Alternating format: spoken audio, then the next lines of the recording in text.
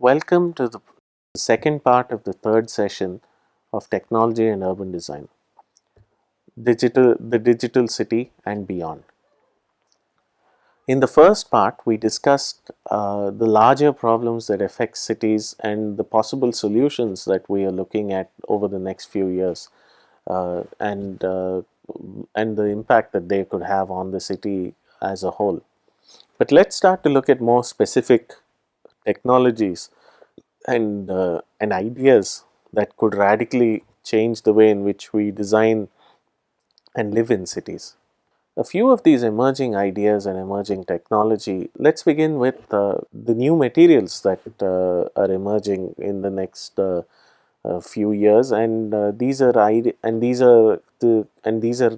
technologies and materials that could potentially survive or die out depending on how successful they are. There is a lot of talk of a self-repairing asphalt, which could make our roads and other transport infrastructure inherently safer simply because it can heal itself instantly and thereby reducing the chances of accidents and other unfortunate events from occurring. There are materials, the insulating materials that could radically change the way architecture and urban design looks and works. One of which is shown here, which is essentially a thermo bimetal, which is photosensitive and heat sensitive. So essentially, these metals could radically reshape the way in which we look at facades and surfaces, which would have a direct impact on the aesthetics as well as the formal nature of this of the urban space. And if and these materials will radically reform our understanding of perhaps things as essentially architectural as windows and doors. There are new cutting edge materials like graphene, which is essentially an allotrope of carbon, a very thin slice of carbon, which has almost unheard of properties of insulation and conductivity, which could radically change the way many of these changes are radical. But they will. But this is a material that shows extreme promise in terms of how it could reshape electronics, and we could start to see electronics that look like the image I have that I'm showing you, which where we could end up with electronic devices that are infinitely flexible, and this could have truly perhaps revolutionary effect on how form works, given that buildings are now no longer just buildings, they're also canvases for electronic images to flow, and any photographs of places like Tokyo or Hong Kong will exhibit that, and even in Times Square in New York, exhibit that really profoundly. There are materials that haven't really been explored yet, like aerogels are the lightest artificial material known to man, and these display fantastic properties of insulation, which could really change the way in which we use energy in cities, and also perhaps change the way in which we build cities, and that will have a direct impact on urban form, simply because number of components of architecture that we now deem necessary would no longer be relevant to us. There is we are also looking at old materials and trying to use them in a radically new way. This is an example of a wooden skyscraper that is proposed in Canada, which essentially uses perhaps the one of the oldest building materials known to man, and uses it in a context that has never been used before. And this is possible because we now have ways of strengthening the wood. We now have ways of making the wood fire retardant, and we have ways of preventing insect attacks, and therefore these old materials could be regenerated into something radically different and create something that would be perhaps new but old at the same time. Current technology that is very much on our doorstep is this concept of 3D printing. Now, 3D printing is an idea that has been around architecture for a while now. People have been printing the small things like that small bunny that you see for nearly 10 years now. And architects have already found uses for it in the building of models and the building of essentially taking creating a far more accurate model of buildings and spaces vis-a-vis perhaps a more human creation, such as the manually built models. This idea is now experimenting with this idea by taking it onto an actual scale to the scale of architecture. And we're already talking about components and of buildings being printed three-dimensionally and then being assembled at sites. And this is an idea that will radically change the way in which we build buildings, but it can also have great potential in terms of creating things like emergency housing, reshaping the way in which we perceive architecture, and ultimately perceive urban form as a conglomeration of smaller architectural forms. This idea is a concept that is going to attack our consciousness in a very profound way in the next few years. And as architects and urban designers, we need to engage with this particular form of technology and this particular form of production to create something new within what is already an existing piece of tech. Ideas of technology in the last decade and perhaps 2 decades is mobile technology. We have seen our devices get smaller over the years, and we have seen them become interactive and far more flexible in the last few years. However, we are perhaps only at the beginning of what is possible within this context, and we are already talking about things like transparent displays, which is possible perhaps due to materials like graphene. We are talking about flexible displays, which are possible because of new technologies like organic LEDs, which are already in the market to a certain extent, but these flexible displays could get far more flexible in the next few years. And an aspect of these displays being flexible is that they are ultimately moving towards being wearable. This is technology that's already penetrated the general market itself. But this sheer mobility allows us to radically, uh, perhaps, to radically change the way in which we perceive and interact with urban spaces. And we've already discovered that through our use of GPS and a number of other different things. But this sheer mobility could open up new ways in which we could interact and move through cities, and ultimately this will perhaps ultimately change the form of the city itself, and that is something that is very near future. And all of this would become possible given that we're talking more and more about smart cities through a freely available, perhaps an endlessly available internet, which is possible through concepts like through standards and concepts like WiMAX, which are in our immediate future, and will allow these mobile devices to be optimized and be used in unique ways. And something that we have done very successfully in the last few decades, and something that we have managed to do as technology has developed, is to map cities. And we've mapped cities in with far greater success and far greater precision now than we have traditionally. And given that mapping cities is as old as cities themselves, our new ways of mapping cities different is that we are taking features of the cities, such as this map of essentially pedestrian movement in Manhattan, and starting to draw it on the map, and thereby starting to understand how cities work far better than we ever did before.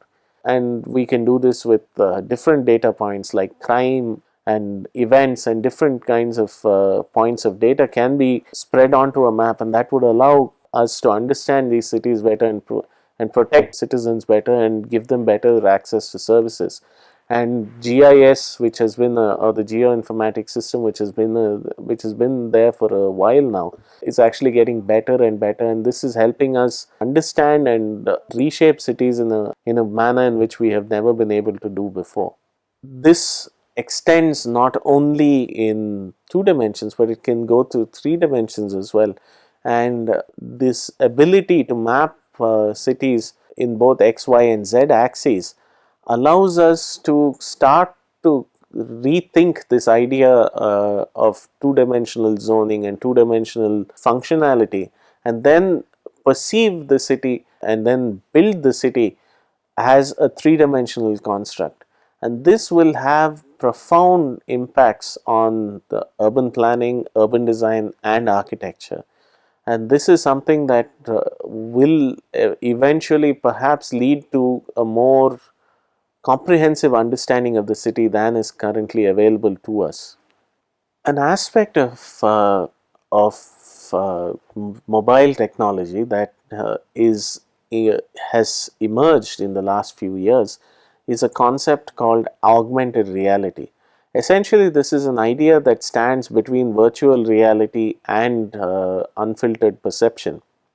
Augmented reality is essentially normal perception of space with data added to it. We can now a famous example of this is the Google Glass, which was a very which is something that has emerged in the last few years. And the Google Glass is essentially allows you to look at spaces that are available everywhere, but it also simultaneously overlays information such as weather, addresses, and so on top of your perception of what is actually there in front of you. And this is great potential for our understanding of our interaction with environments. This is a photograph of the famous Sixth Sense project by an Indian, Pranav Mistry, which essentially allows us to interact with everyday surfaces like your hand or a piece of paper, and allows you to make phone calls and play games on them. And thereby we're taking reality, but we're also augmenting it through information. This will be something that would completely change the way in which we interact with surfaces and interact with objects within the urban form. This is an application that which directly looks at augmented reality and in an urban context, where you can see a photograph of the sewage lines and the electrical lines running over a live streaming image of a building itself. And within this, you can see that this could have immense applications in navigation, in services, in form itself. And that taken to the next level would be something like this, where you could walk down a street and then see all the information available to you as you interact with the city itself. This will essentially help us traverse the city and negotiate with the city through live data and in real time as things happen. And this could radically change the way in which we understand cities, and this will in turn change our idea of urban form in ways that we perhaps can't even predict at the moment.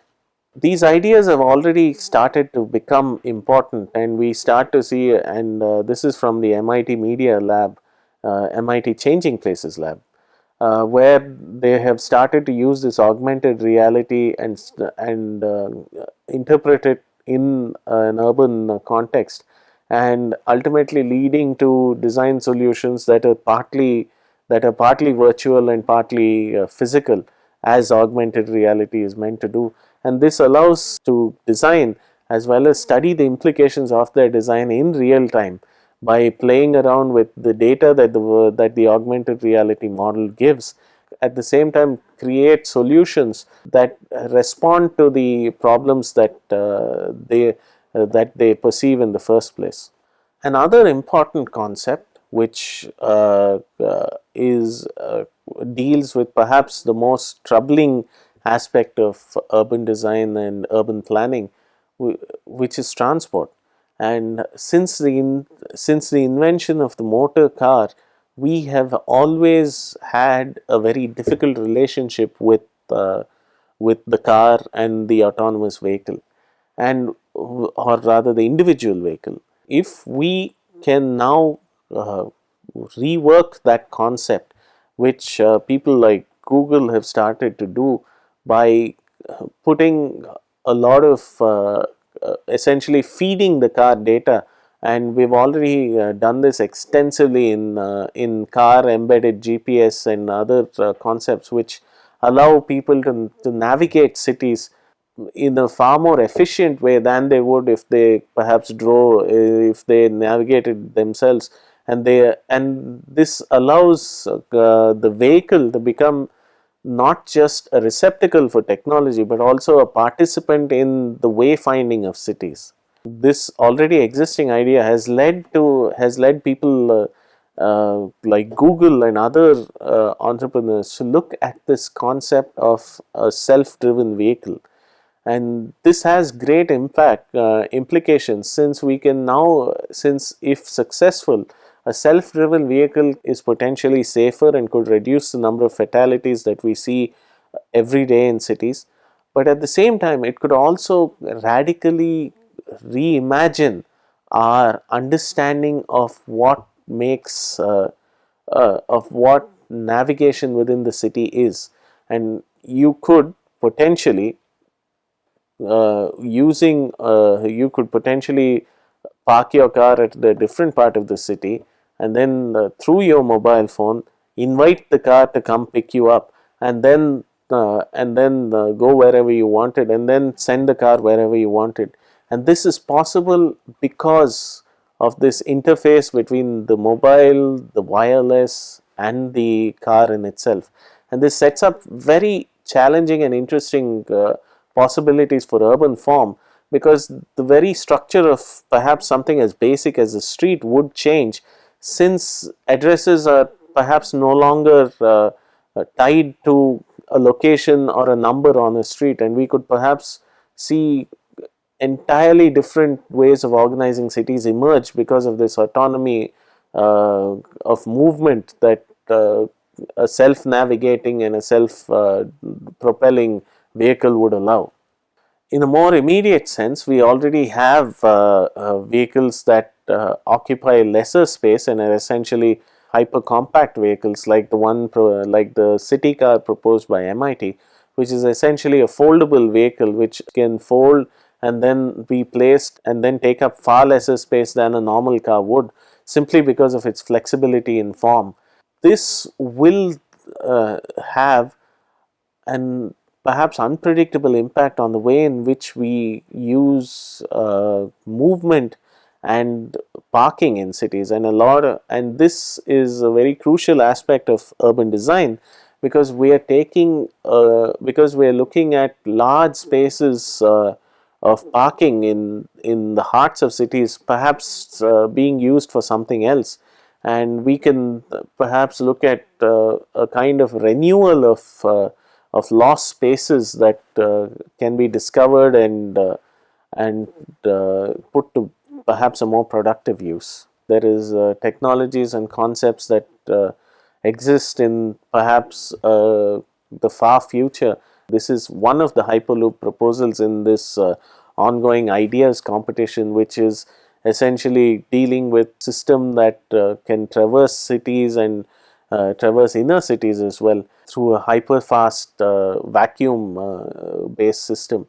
And this is a concept that could once again result in changes of a completely unpredictable nature in the future of the urban form. An interesting idea whose time has already come is the emergence of the drone, or a remote controlled vehicle, as a method of delivery. This is an idea which has proved very successful in military applications. We see the emergence of a number of commercial applications as well. But the drone is significant not for its ability to deliver objects, but the fact that it uses three-dimensional space to perform what are essentially regular tasks in an urban environment. If drones can radically change the way in which goods are moved within cities through a three-dimensional space, we are now looking at not just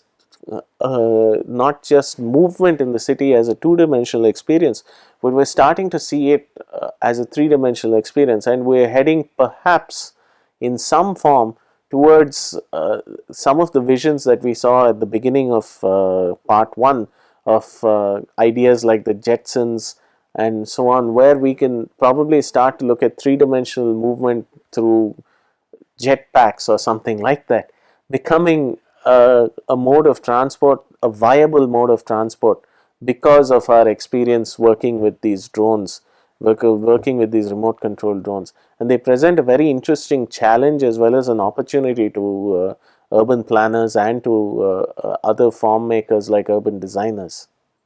And we've already seen, and this is another example of a drone supplying medicine and food to remote areas. And this has immediate and almost infinite applications for the delivery of products and services. Let's talk a little bit more about emerging concepts that are coming. An idea that has been floating around is radical landscapes embedded in buildings, such as Ken Yang's many proposals over the years. And we are also talking about buildings being infused with, not just being as settings for landscape, but being infused with landscape, as this project by Michael Joachim that you can see before you. And this applied to an urban scale is something that intrigues us because we can now work on environments that we can now build natural environments into artificial environments, and then start to connect all of these artificial environments in this very complex proposal given by Arup. And you can start to see that buildings are becoming more than just buildings, they're becoming environments and cities in their own. And then when interconnected with other environments, could lead to some very interesting ideas, perhaps recalling things like Archigram. We live in this age of big data. We're essentially collecting data on a scale of which we have never been able to before. And what that's leading to is to applications in cities which can lead to far better response time, and married to our ability to now map things in new and innovative ways.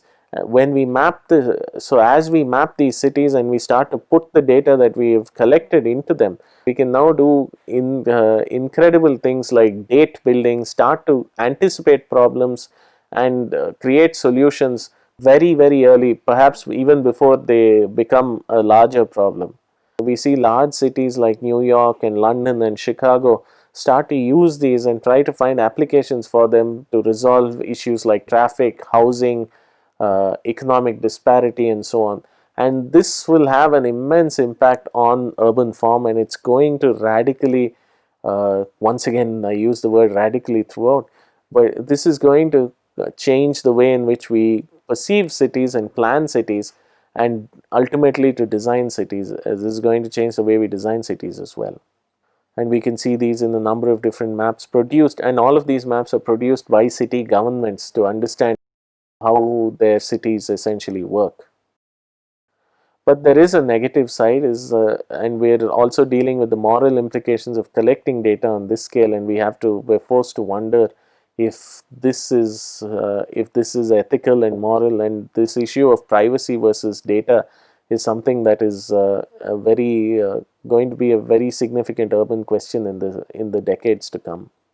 We also have this idea of the Internet of Things, and as machines, the Internet of Things is basically an internet for machines, and and it's already begun in the sense that machines have already started to talk to each other, and your cell phone talks to your perhaps your microwave and your security cameras, and this has created a parallel internet which exists, which no longer depends on human interaction, and we are no longer the interface through which technology deals with reality, since the technology has now started talking to other technology. And this is something that is changing the way in which we perceive the world. And there are concerns that machines would eventually transcend into something into something far more powerful than they are now, by becoming by becoming essentially conscious and competitive with human beings. And people and a number of scientists, including Stephen Hawking, have expressed a concern that this growing intelligence that cities allow machines to have is is leading to something that is perhaps not beneficial to us in the long term. So ultimately, if we put all of this different technology together, we are entering a city that is fundamentally different from the city that we just left. And this is not, and these transformations that cities undergo are not new, but the pace at which these transformations are occurring is getting increasingly fast. And all of this technology that we have spoken about, all of it feeds against each other, and we're headed to a new city and a new understanding of cities that could perhaps be wonderful, or perhaps be dangerous, and perhaps be something that is unknowable. But the fact is that the city is something, has always been unknowable in its own way. But all of this technology is perhaps making it increasingly available to us, but also making it